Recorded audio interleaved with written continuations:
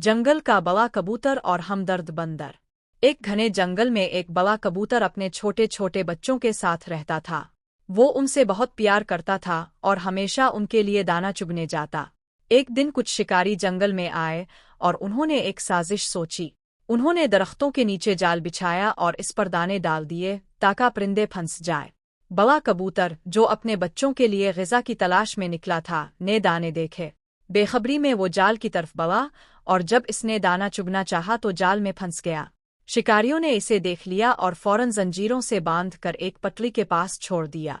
कबूतर बिलखती आवाज में अपने बच्चों को पुकारने लगा, मगर शिकारी दूर निकल गए। उधर घोंसले में कबूतर के बच्चे भूख से तड़प रहे थे। उनकी चीखें सुनकर एक हमदर्द बंदर, जो करीब ही किसी दरख्त पर था, वहां पहुंचा। इसने देखा कबूतर जंजीरों में जकड़ा हुआ है। बंदर ने फौरन जंजीर तोड़ी और कबूतर को आज़ाद कर दिया। कबूतर आंसुओं से लबरेज होकर बंदर का शुक्रिया अदा करने लगा। बंदर ने मुस्कुराते हुए कहा, किसी की मुश्किल में मदद करना सबसे बड़ा इनाम होता है। कबूतर ने जल्दी से दाने इकट्ठे किए और अपने बच्चों के पास लूट गया। इस दिन के बाद से कबूतर और बंदर की दोस्ती हो गई